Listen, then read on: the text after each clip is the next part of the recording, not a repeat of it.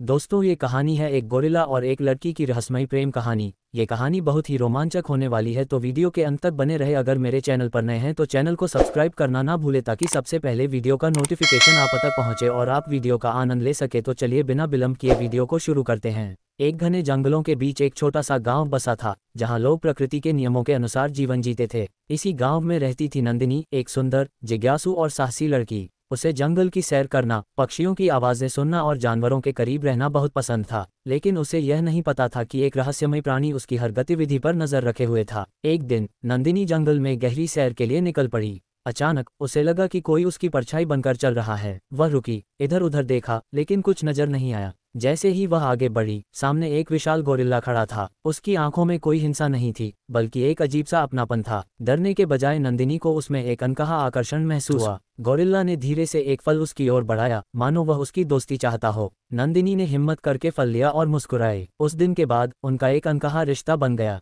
हर दिन नंदिनी जंगल जाती और गोरिल्ला पेड़ों के पीछे से उसे देखता। कभी वह फूल लाकर देता, कभी नटखट बच्चों की तरह उछलता और कभी उसकी सुरक्षा करता। यह एक अजीब सा रिश्ता था। न नंदिनी बोल सकती थी, न गोरिल्ला, लेकिन उनकी आंखें सब कुछ कहती थीं। नंदिनी को धीरे धीरे यह एहसास हुआ कि यह गोरिल्ला सिर्फ एक जानवर नहीं था, बल्कि किसी अदृश्य शक्ति से जुड़ा था। उसके हाव भाव, उसकी बुद्धिमानी और उसका नंदिनी के प्रति आकर्षण, मानो वह सिर्फ एक गोरिल्ला नहीं, बल्कि एक अतीत से जुड़ा हुआ कोई प्रेमी था। गांव में जब ये बात फैली कि नंदिनी एक गोरिल्ला के साथ समय बिताती है, तो लोगों में हलचल मच गई। वे डर गए कि कहीं वह दैत्य बनकर गांव को नुकसान न पहुंचा दे। एक दिन गांव वालों ने मिलकर उसे मारने की योजना बनाई।